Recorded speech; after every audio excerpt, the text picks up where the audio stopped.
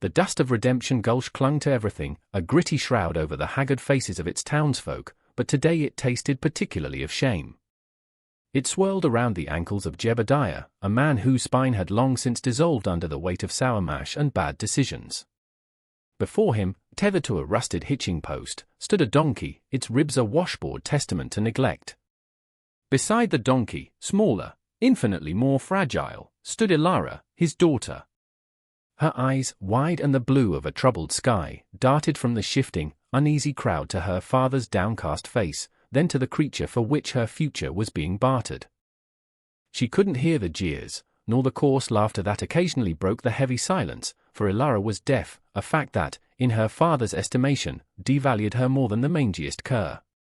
He'd bellowed it out earlier, his voice raw with whiskey and self-pity, a fine beast for a girl who can't even hear a warning cry. What good is she? The silence that followed was thick, broken only by the braying of the donkey, a mournful sound that seemed to echo the unspoken despair. Then a voice, low and resonant as a distant thunderclap, cut through the oppressive air.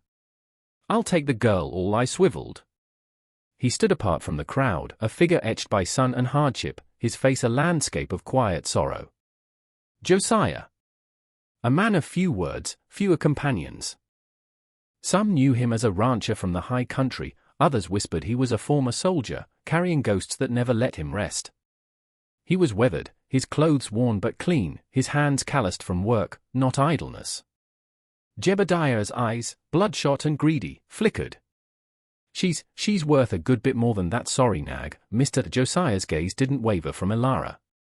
He saw not a burden, but a reflection of a pain he knew too well. Her small hands were clenched, knuckles white, and in her stillness, he recognized a terror that had once consumed his own world. He reached into his saddlebag, not for coin, but for a worn leather pouch.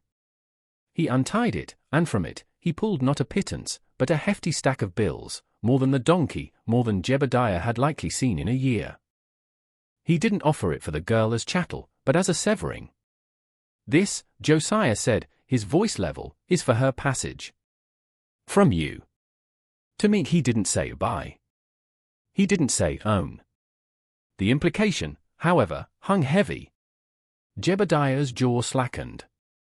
The crowd murmured, a ripple of disbelief. This quiet man, offering such a sum? He snatched the money, his eyes gleaming, already tasting the liquor it would buy.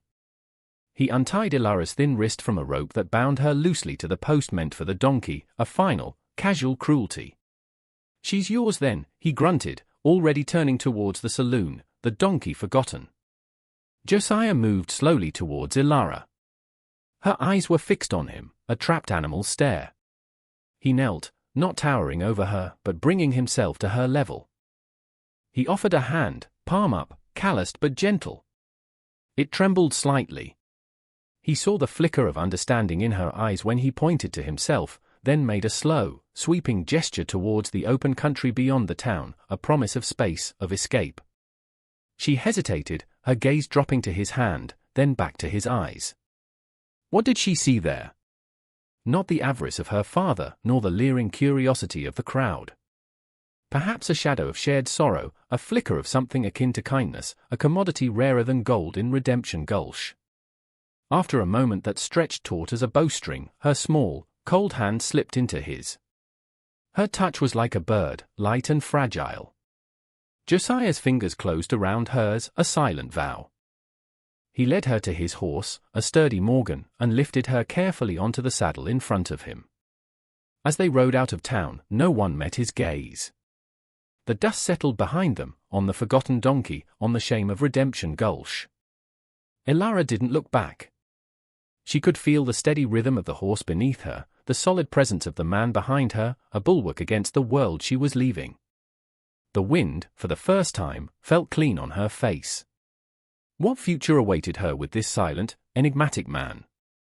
Would this be just another cage, or had she, against all odds, found a sliver of salvation in the vast, unforgiving expanse of the West?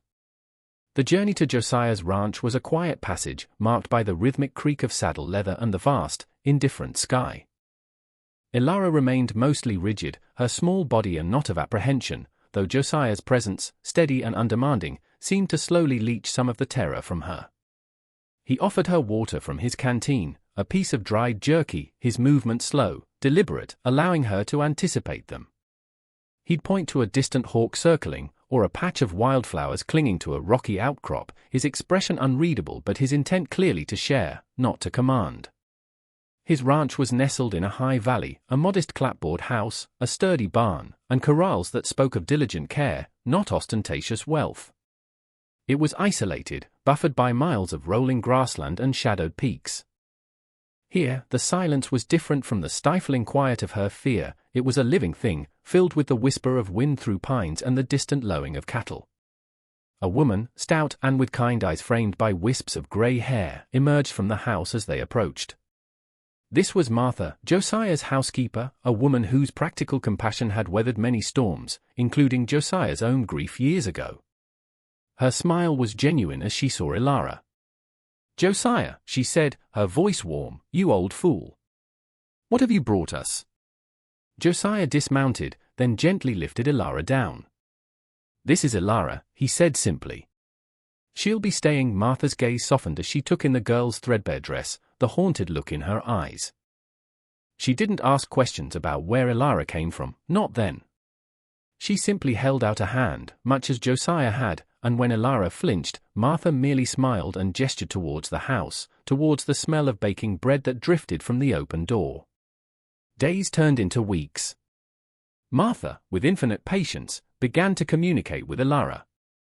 She'd point to objects, speaking the word clearly, then tracing it onto a small slate Josiah had procured from town. Ilara was a quick study, her intelligent eyes absorbing everything. She learned to sign simple things: water, food, thank you. A fragile trust began to bloom. She would watch Josiah from the porch as he worked, mending fences, tending to his livestock.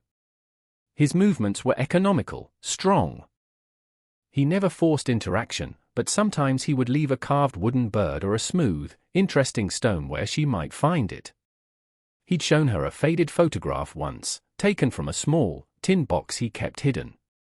A woman with a gentle smile, and a little girl, no older than Ilara, with bright, laughing eyes.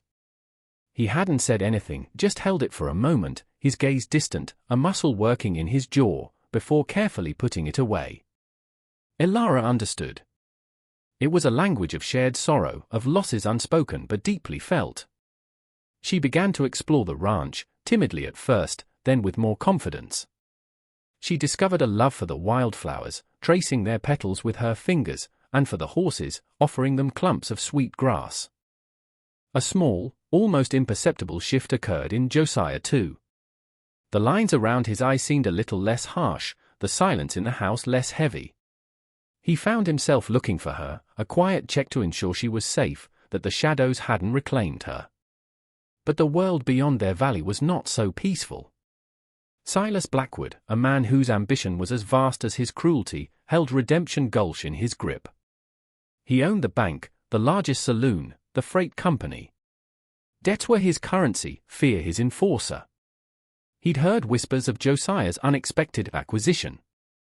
Blackwood viewed people as possessions, and a vulnerable girl, especially one so unique, might be an interesting addition to his collection, or a pawn to be used. One afternoon, when Josiah and Ilara were in town for supplies, a rare trip Josiah made only when necessary, Blackwood saw them.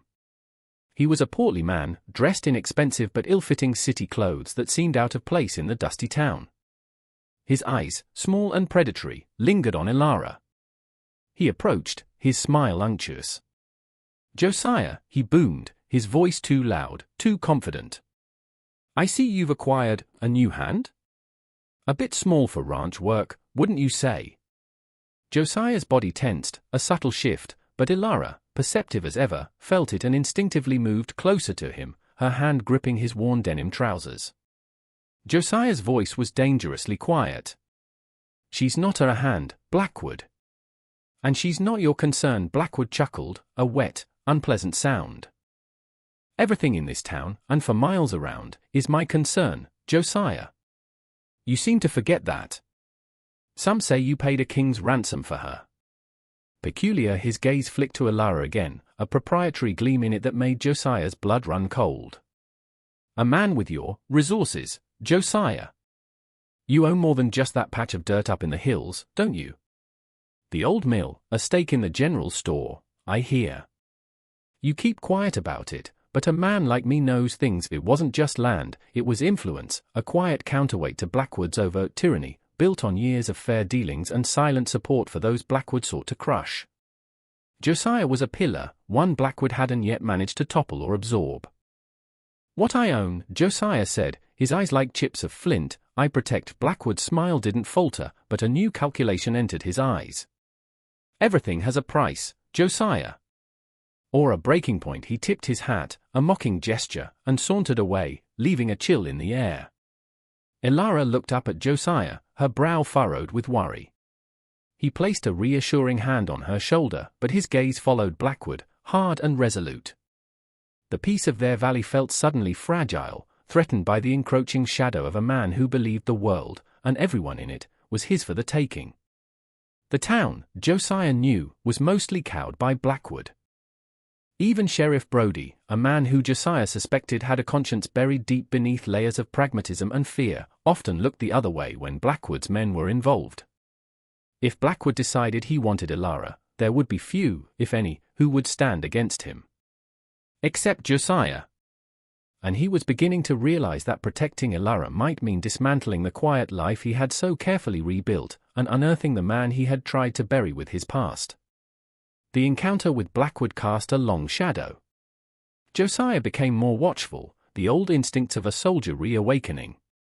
He took to checking the perimeter of his ranch more frequently, his rifle always close at hand. Elara, sensitive to the shift in atmosphere, grew quieter, her eyes often scanning the horizon as if expecting a threat. Martha did her best to maintain a semblance of normalcy, her kitchen a warm haven of baking smells and gentle instruction, but even she felt the chill of Blackwood's unspoken menace. Blackwood didn't make his move immediately. He preferred to let his victims stew in their own fear, to tighten the noose slowly. He started by putting pressure on Jebediah, Elara's father.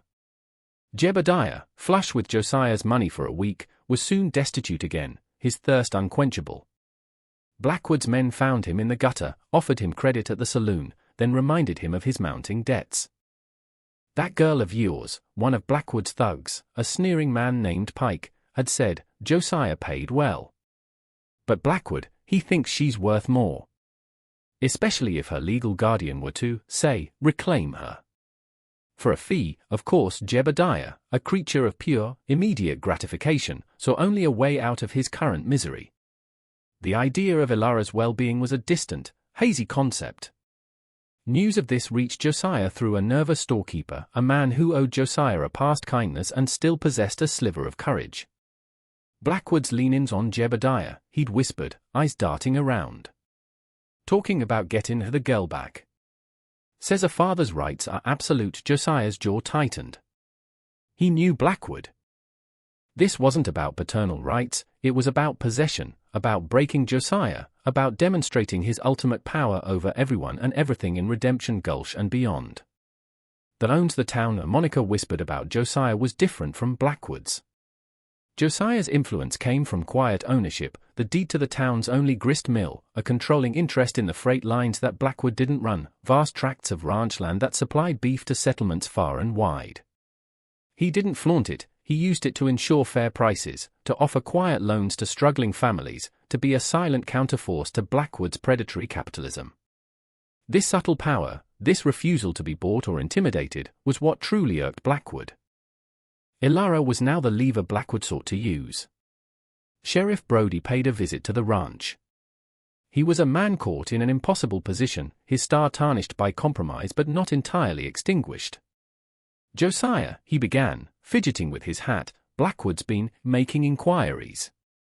About the girl. He's got Jebediah signing papers, claiming you coerced him, that the girl wasn't his to give away in his addled state. Jebediah was sober enough to count the money, Josiah stated, his voice flat. And Elara wasn't given. She was rescued, Brody sighed, looking out at the peaceful valley. I know Blackwood. He won't let this go. He sees her as a symbol. Something he can take from you because he believes he can take anything. He thinks because he owns the saloon and the bank, he owns people's souls. He doesn't understand a man like you, Josiah. A man who owns things but isn't owned by them. His eyes met Josiah's. Some folks in town, they say you own half of it, quietly. That you're the only reason Blackwood hasn't choked us all dry. Is it true? Josiah didn't answer directly. What I have, he said, his gaze steady, I earned. And I protect. That includes Elara. He'll bring men, Josiah. He'll make it look legal, with Jebediah in tow, maybe even a bought and paid for judge from out of county. Brody's voice was low. He wants to make an example of you, then an example will be made, Josiah replied, the words falling like stones. After Brody left, Josiah walked out to the corral where Elara was sketching in the dirt with a stick, a surprisingly accurate drawing of one of the horses. He knelt beside her. He took the stick and drew a simple house, then a tall figure beside it, himself, and a smaller figure, her. He put a circle around them, a line of protection. Then he drew a dark, shadowy figure outside the circle, Blackwood. Elara's eyes widened. She understood. She pointed to the dark figure, then to Josiah, a question in her eyes. He nodded, his expression grim. Then, to his surprise, she picked up the stick. She drew herself standing beside Josiah's figure, not behind him, and in her hand, she drew a small, defiant line, as if holding a weapon of her own. A fierce, protective love surged through Josiah, so potent it almost buckled him.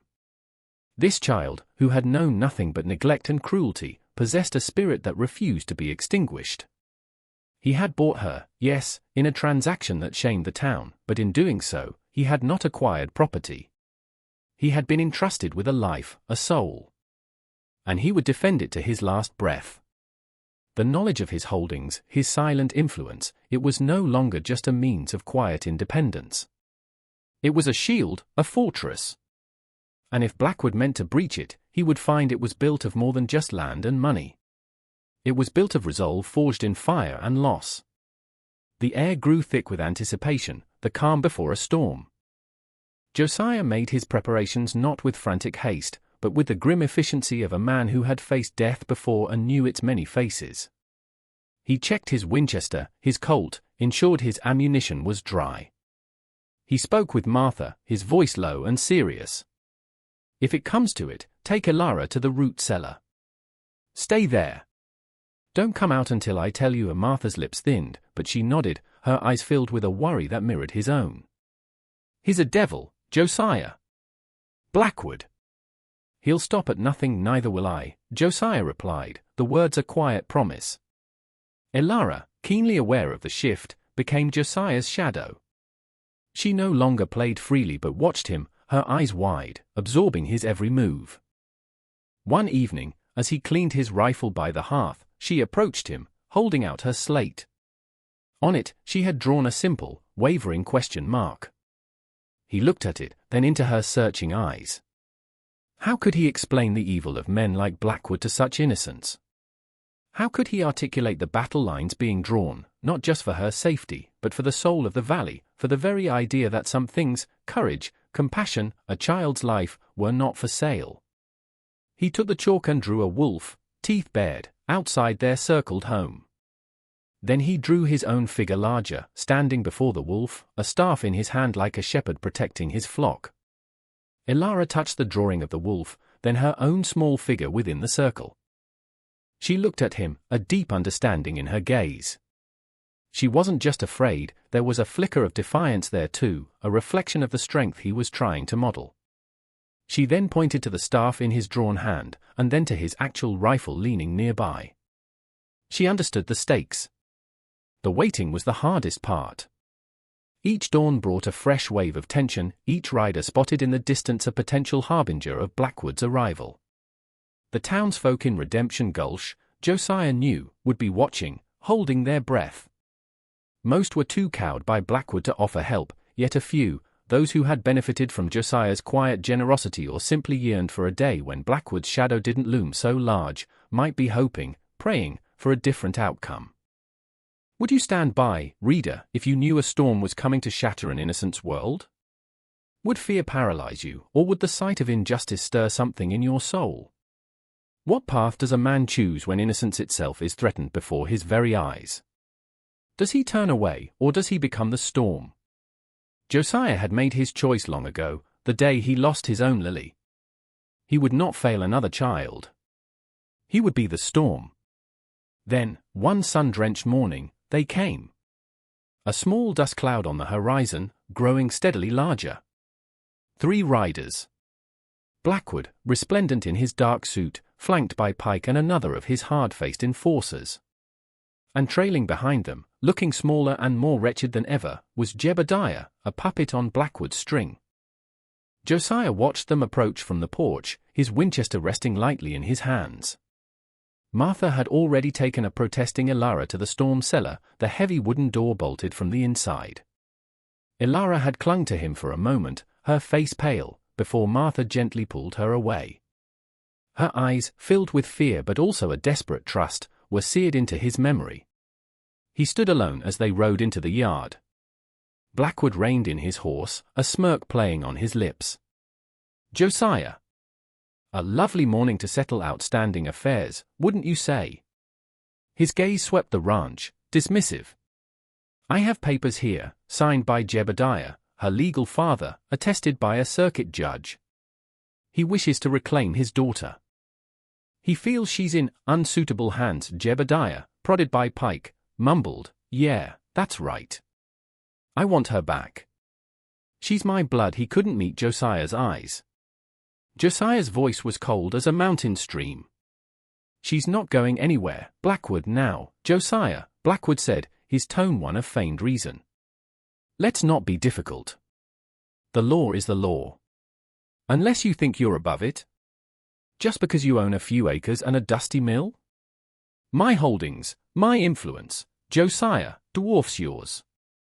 This town, this entire county, dances to my tune. His eyes narrowed. Hand over the girl, and perhaps I'll be lenient regarding your interference. That girl, Josiah said, his voice dropping to a dangerous growl, is under my protection. And your influence ends at my fence line. He shifted the Winchester slightly, the movement subtle but unmistakable. Pike's hand drifted towards his holster. Don't be a fool, old man, Pike sneered. There's 3 of us I can count, Josiah replied, his gaze unwavering. For a long moment, silence stretched, taut and brittle. The only sound was the wind whispering through the eaves, like a mournful sigh for what was about to happen. Blackwood's smirk faded, replaced by a flush of anger. He was not used to being defied. He had expected Josiah to crumble, to negotiate. He had underestimated the resolve of a man with nothing left to lose, and everything to protect. The quiet rancher, the man who owned the town not through tyranny but through quiet strength, was about to show Silas Blackwood the true meaning of ownership, the unyielding defense of what is precious. Blackwood's face hardened, his veneer of civility cracking to reveal the brute beneath. Pike, he snarled, convince Mr. Josiah of the error of his ways. Bring me the girl. Pike grinned, a cruel twist of his lips, and his hand snapped to his gun. But Josiah was faster. Age had not dulled his reflexes, honed in conflicts Blackwood could only imagine. The Winchester roared, not once, but twice, in such quick succession the sounds almost blended. The first shot kicked up dust by Pike's horse's hooves, making the animal rear and unseating the surprised thug who tumbled ignominiously to the ground, his own shot going wild. The second bullet, fired with chilling precision, struck the rifle from the other enforcer's grasp, sending it spinning through the air before it clattered uselessly onto the hard-packed earth. The man clutched his stinging hand, his face a mask of shock and pain. Blackwood, for the first time, looked uncertain, his bravado faltering. He hadn't anticipated this level of deadly competence. This wasn't some farmer, this was a seasoned fighter. You can't. Blackwood stammered, his eyes wide. This is unlawful. More unlawful than trading a child for a donkey. Josiah's voice cut like a lash. More unlawful than using a broken man like Jebediah to steal her back for your own perverse satisfaction? Your law, Blackwood, is a rotten thing. He kept the Winchester leveled, his gaze sweeping between the three men. Jebediah, seeing the raw violence erupt, whimpered and tried to shrink behind Blackwood's horse. Pike, scrambling to his feet, reached for his fallen gun, but Josiah's sharp command froze him. Don't. From the direction of the road, another sound emerged, the drumming of hooves, more than one horse. Sheriff Brody, flanked by two townsmen Josiah recognized, Miller, the blacksmith, and Henderson, a small rancher Blackwood had been trying to squeeze out, rode into the yard, their expressions grim and determined. Brody held a shotgun, its twin barrels glinting in the sunlight. Blackwood, Brody called out, his voice stronger than Josiah had ever heard it. It seems your business here is concluded. Blackwood stared, aghast. Brody! What is the meaning of this? These men are interfering with lawful process. Arrest them! Brody dismounted, his shotgun held steady. The only lawful process I see, Blackwood, is the protection of an innocent. We heard you were coming out here. Figured Josiah might need some civic-minded company. Miller and Henderson dismounted too, armed, their faces set. They weren't a formidable army, but they were a stand. They were the conscience of Redemption Gulch, finally awakened. Blackwood's face purpled with rage. You dare defy me? I own this town. I'll ruin every one of you. Seems your deeds and your debts don't count for much when men decide to stand for what's right, Silas, Brody said, a newfound authority in his voice. Josiah here, he owns things too. Respect. Loyalty. Things you can't buy or foreclose on. Pike and the other enforcer, seeing the tables turned, looked to Blackwood, their earlier confidence gone. Blackwood, sputtering, realized he was beaten, his power, built on fear and intimidation, crumbling before his eyes. This isn't over, Josiah, he seethed, his voice venomous. You'll pay for this. Get off my land, Blackwood, Josiah said, his voice devoid of emotion. And don't ever come back. Defeated and humiliated, Blackwood wheeled his horse around, gesturing furiously for his men and a thoroughly terrified Jebediah to follow. They retreated, not with the swagger of conquerors, but the haste of routed cowards. As their dust settled, a profound silence fell over the ranch yard. Then, the heavy door of the root cellar creaked open. Martha emerged, shielding her eyes against the sun, followed by Elara, who hesitated for a moment before running towards Josiah, her small arms wrapping around his legs in a fierce hug. Josiah rested his hand on her hair, the tension slowly ebbing from his shoulders.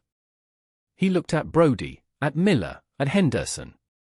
Obliged, he said, the single word carrying a wealth of gratitude. Brody nodded. It was time someone stood up to him. Josiah. You just showed us how. He looked at Elara, a gentle smile touching his lips. She'll be safe with you. As the sheriff and the townsmen departed, a new quiet settled over the ranch, this one peaceful, earned. Later, as the sun began to dip below the western peaks, painting the sky in hues of orange and purple, Elara sat on the porch, drawing on her slate. She showed it to Josiah. It was a picture of their house, with stick figures of him, her, and Martha. And around them, not a threatening wolf, but a circle of other, smaller stick figures, Brody, Miller, Henderson, all standing guard. A community. Josiah felt a warmth spread through his chest, a feeling he hadn't known since before Lily. He had faced down a tyrant, not with wealth or overt power, but with unwavering resolve and the courage to protect the vulnerable. The town he owned wasn't just property, it was the potential for good, for decency, that lay dormant in the hearts of its people, waiting for a spark. Elara had been that spark for him, and perhaps, through him, for others. He had sought redemption from his past, and in saving Elara, he had found a measure of it, and something more, a future, a purpose, a quiet joy. The shadows of Redemption Gulch had been pushed back, not by one man alone, but by the dawning light of collective courage. And in the heart of a deaf girl, hope had finally found a permanent, silent, and resilient home. What about you? Have you ever witnessed an injustice and felt powerless? What small act of courage could you perform today to protect someone vulnerable or stand up for what's right?